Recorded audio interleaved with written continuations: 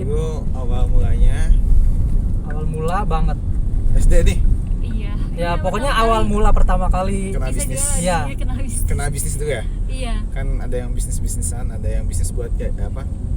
Buat memenuhi kehidupan doang. Enggak, maksudnya pertama kali Jualan nih. Iya, jualan lah, jualan. Jualan. Jualan ya pertama Pas kali. SD Pas SD SD. itu jualan mewarnai kelas 2 SD.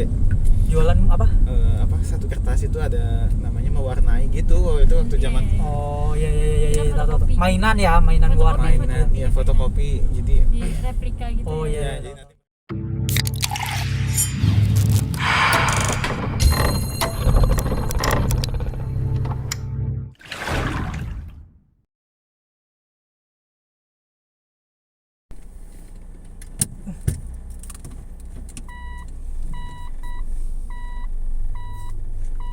Nanti pembukaan dulu ya.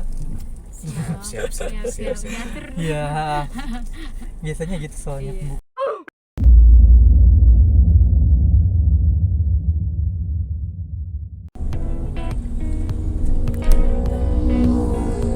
Ini backlight ya. Backlight masih ya. Ya tapi ya gampang nanti diedit lah.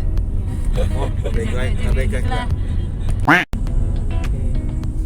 Ya, assalamualaikum warahmatullahi wabarakatuh. Balik lagi di channel Gilang P Sakti. Oke, udah lama ini nggak bikin video.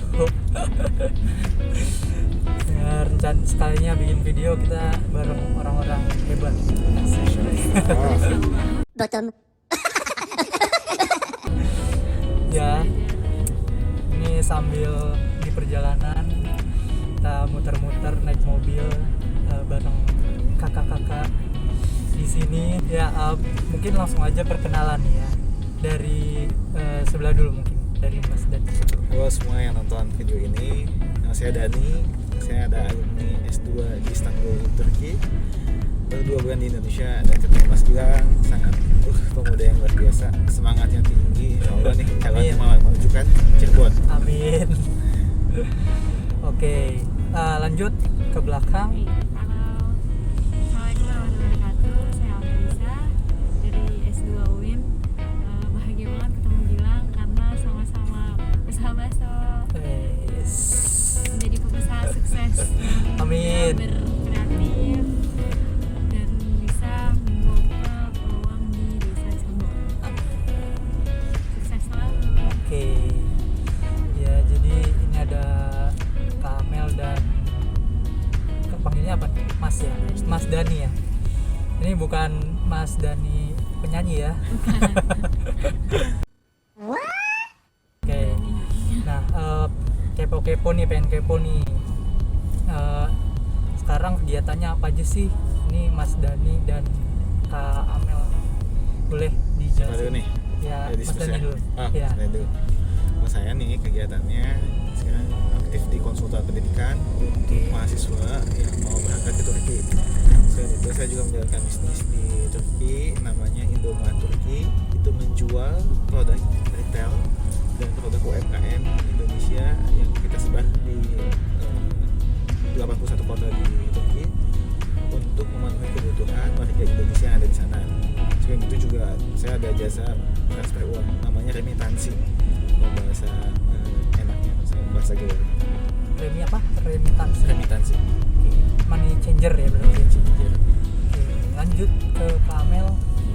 Saya bersama Catherine Ferdalin sama rekan bersama saudara itu di bidang advertising, harusnya itu sejabodetabek. Sejabodetabek. Sejabodetabek. Gimana caranya kita ngerangkul perusahaan-perusahaan besar untuk bergabung di perusahaan kami? Siap. Ini berarti kita bicara tentang bisnis ya. Ya, ini bisnis itu pasti semua orang tuh tergiur ya. Bener nggak sih? Iya, Sama bisnis gitu kan. Apalagi yang bisnisnya kira-kira dapat keuntungannya besar gitu. Pasti orang tergiur banget gitu ya. Nah, pengen tahu nih dulu awal mulai bisnis tuh gimana sih? Awal mulanya dari Kamel dulu deh sekarang.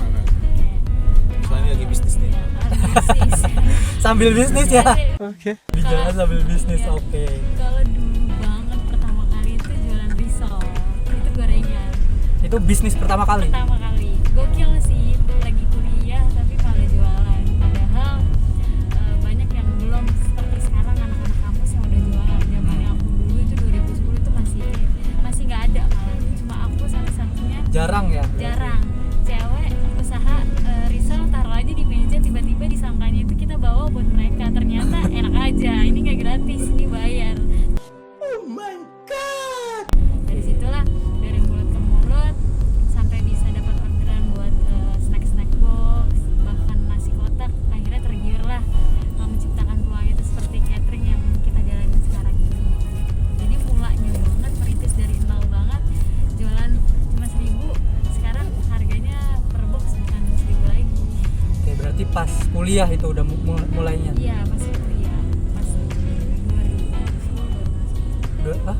Pas masuk kuliah berarti. Pas baru banget. Jadi pas kuliah itu emang rencana kan lepas dari sekolah itu aku maunya mandiri gitu. Karena apa? Menurut aku pribadi ya, karena orang yang kaya itu menurut aku itu bukan duit dari orang tua ataupun duit apapun gitu atau warisan. Aku berpikir orang kaya yang bener-bener kaya itu bisa membiayai hidupnya sendiri. Itu pengertian kaya menurut aku sih. Jadi makanya aku waktu pas dulu sekolah tuh maunya sok-sokan pengen punya diri sendiri. Itu menurut aku tuh kaya daripada aku minta atau bagaimana gitu. Makanya aku jualan apa ya, gorengan aja deh gitu yang bisa aja, karena kan aku suka risol kan. Itu bener-bener bikin otodidak aja risol-risolnya. Bukan reseller gitu ya.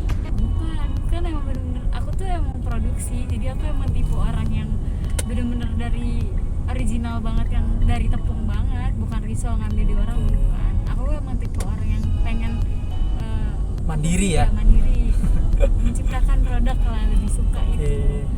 Jarang sih ya yang kayak gitu ya. Biasanya kan orang mah maksudnya ngejual lagi gitu. Kalau mulai itu menjual lagi, tapi ini mulai pertama langsung produksi sendiri. Wow. Padahal nggak belajar, sok-sokan aja bisa lah gitu. Yang penting makanan enak, layak dimakan, udah jual. Alhamdulillah antusiasnya, ternyata namanya jualan ada aja sih yang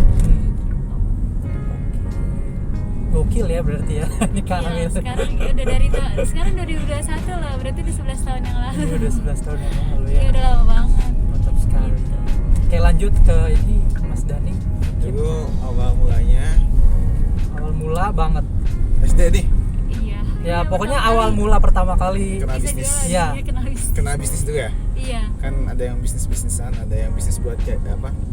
Buat memenuhi kehidupan doang. Enggak, Ada maksudnya bisa pertama kali Jualan nih. Iya, jualan lah, jualan. jualan. jualan ya pertama Pas kali. SD Pas itu SD. jualan mewarnai kelas 2 SD.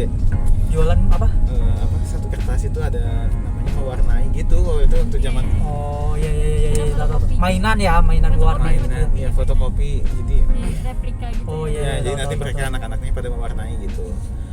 Itu dari situ terus jualan tajos. Tajos hadiah Itu Ciki. hadiah Iya, Ciki. anak Itu 90-an. Kita zamannya juga Kalian ya. yang nonton ya, anak 90-an. Oh iya ya, mainannya dijualin ya, bisa Iya, bisa iya, bisa. iya. Itu di sekolah.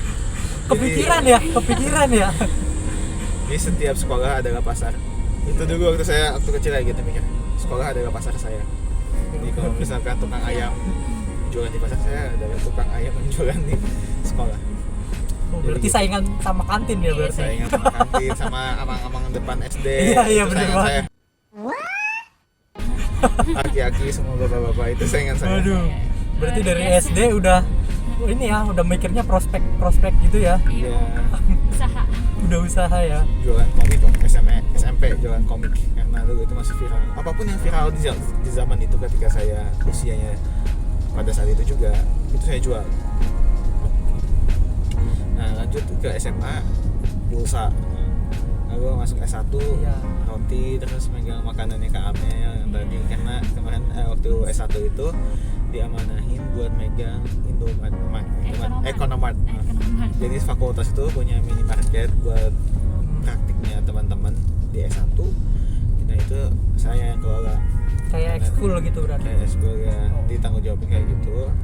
Itu selama S1, terus selama S2 saya buka Indomart Indomaret Turki kontennya doang ya, Indomaret Turki. Jadi jangan bayangin kayak punya offline Indomaret, enggak.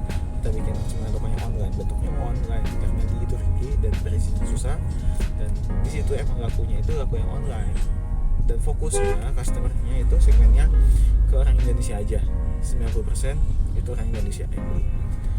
Lalu selain itu di Turki juga saya bikin remitansi bisnis, yaitu kayak Flip. Kalau di Indonesia namanya flip.id, kalau di sana namanya Indowiz. Oh, yang money changer itu ya berarti ya. Itu penukaran dan transfersi, jasa transfer. Itu disebutnya remitansi kalau bahasa finansialnya. Nah, remitansi ini dan Indomaret ini udah 3 tahun, dan ini kalau misalkan bisnis yang sebelum itu buat bertahan hidup saja, kalau ini insya Allah bisa membangun hidup. Ya, dampaknya juga alhamdulillah lebih kerasa buat TKW sama TKI. Bahkan sampai ada cerita kayak gini. Saya 3 tahun sama sampai anak saya kelas 1 SMA, ya sampai lulus kelas 3 SMA. Ya Allah, itu kayak aduh, Berguna juga ya. berguna banget di situ tuh. Oh, berarti Kenapa? langganan terus gitu ya. Betul. Di Mas Dani gitu. Ya, karena salah satu tips untuk menjaga customer itu adalah treat them like a family. Pokoknya layani mereka bukan seperti customer atau bukan Berarti seperti teman. personal ya, secara personal gitu. Betul, kita harus touch psikologinya mereka sampai dia cerita, saya tuh dulu kenapa saya ke Turki, bahkan dia sampai curhat gitu. Saya Oke, TKW, oke. iya saya. Karena udah nyaman ya. Iya udah nyaman. Udah jadi ya. kayak tempat curhat ya. Jadi kamu nggak usah enak gitu, Iya. karena saya pedagang kan gitu, sampai kayak gitu. Dan di situ lah yang Percaya, karena bikin mereka percaya. loyal. Dan dia Percaya. mulut ke mulut jadinya. Oh ini tuh loyal, oh ini tuh amanah, oh, segala macam. Soalnya selama 3 tahun, dan itu tahu nggak modalnya? Cuma 3 juta rupiah. Itu awal mula. Awal mula 3 juta. Wow, 3 juta. Omsetnya naik Jadi sampai berapa? sekarang tidak bisa nyebut angka, tapi emang nanti ada. Tapi lumayan ya, ada lumayan nanti gitu ya. Nggak pajak nanti yang nonton di sini. Nah, kalau ininya customernya udah berapa tuh kira-kira? Ribuan Setiap hari itu 500. setiap hari. 500 kontak kita share Oh. hanya dari satu kali. Oh my god. Nah dari situ Facebook udah 4.000 followersnya sama temannya. Nah kalau di TKW atau TKI itu lebih banyak menggunakan Facebook dan WA gitu. Dan pemasarannya kayak gitu, broadcast WhatsApp, bikin status. Sistemnya online berarti ya. Full online, dan tak pernah kami tuh, kita bilang dari 500 customer kami yang selalu loyal itu cuma ketemunya di 10 doang yang pernah ketemu. 490. Oh, yang pernah ketemu gitu, Yang pernah tatap ketemu. muka. Betul, tatap muka ya. Oh. Sisanya enggak. Nah itu lah kalau misalnya bisnis di luar negeri ya, bedanya sama di dalam negeri ya. Tapi rata-rata customer orang Indonesia. Iya, orang Atau Bali, ada orang. Bali. Soalnya spa sih lumayan kan di sana. Jadi bagian spa Di Turki. di Turki, di Istanbul sih. Nah, itu tadi udah diceritain ya. Sampai lihat peluang ya. Iya. Ada kuliah loh. Iya, tapi bisa ya. Nah, ini Mas Dani dari SD ya berarti ya mulai usahanya. SD. Luar biasa. Saya aja nggak kepikiran loh itu. Tajos bisa dijualin ya. Iya. Kalau Dulu. kita tahunya cuma dikumpulin ya. Iya. Tahunya kita dikumpulin dimainin gitu ya. Iya, ternyata Tapi itu bisa ada jadi sistem uang. koleksi gitu. Iya, kan. Oke, next lanjut. Tadi ada selingan sedikit ya. Nggak apa-apa. Tetap berjalan. Kita berjalan ya, kita masih wawancara lagi, kita gali terus ya. Oke. Siap.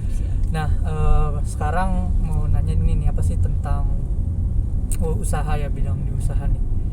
Berarti kalau Kak Amel sendiri sama Mas Dani itu udah berapa lama nih di bidang usaha, dan kira-kira apa aja sih yang keluh kesahnya gitu ya, keluh kesahnya di bisnis ini, di bisnis yang sedang dijalanin gitu. Boleh dari Kak Amel dulu nih. Oke, dari aku. Kalau keluh kesahnya itu banyak banget, tapi lebih banyak happy-nya sih. Kalau emang happy-nya itu karena ini hobi dari kecil, pengen jadi usaha, pembisnis, jadi kita lakuin sekarang. Nah, kenapa banyak orang-orang mungkin udah lulus kuliah tapi malah kerja. Kalau aku lebih memilih nggak mau kerja di tempat orang, tapi lebih pengen punya usaha sendiri. Makanya usahanya itu dari tahun 2010 pertama kali sampai 2021 ini udah 11 tahun berjalan, dan itu itu Malang Buana, dan bisnisnya itu nggak cuma dari gorengan aja. Dulu kan pertama kali gorengan, dan sekarang udah alhamdulillah udah punya usaha-usaha lainnya. Alhamdulillah cukup buat hidup. Nah, yang kalau yang itu usaha besar itu kapan mulainya tuh? Ini yang masih dijalanin sekarang. Kalau usaha besar itu yang benar-benar prospeknya uang yang lebih banyak ya dibanding usaha yang lain-lainnya.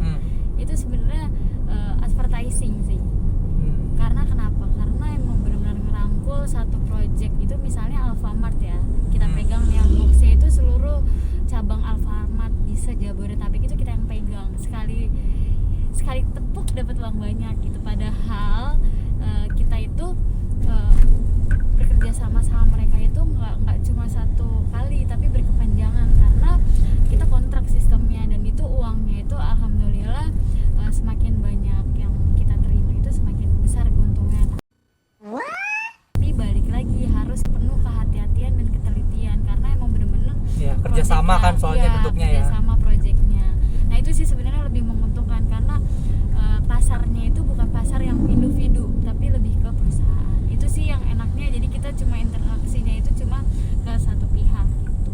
Nah itu Itu lebih enak. ada kelemahannya nggak, kira-kira kendala-kendalanya apa gitu kalau kayak gitu? Iya, kalau mahannya itu paling kita gagal di tender, karena kan nggak yang ngajuin perusahaannya itu nggak cuma dari perusahaan kami aja, tapi banyak perusahaan-perusahaan lain yang memberikan harga, kualitas dan lain-lain. Mungkin kita kalahnya itu mungkin nggak ada orang dalam atau dari segi itu Masih itu ada ya? masih ada loh. Iya, Pakai kadang- orang dalam gitu masih iya, ya? masih ada gitu. Padahal kan kita berharap Sistem orang perasaan dalam. presentasi udah bagus deh, harga udah net deh, udah menyesuaikan gitu. Tapi ternyata Oke. gagal loh gitu. Itu sih sebenarnya udah ngikutin dari step A sampai Z, tiba-tiba oh ternyata nggak jadi gitu. Itu sih, tapi tetap aja itu buat pembelajaran aja, jadi kita membangun relasi gitu.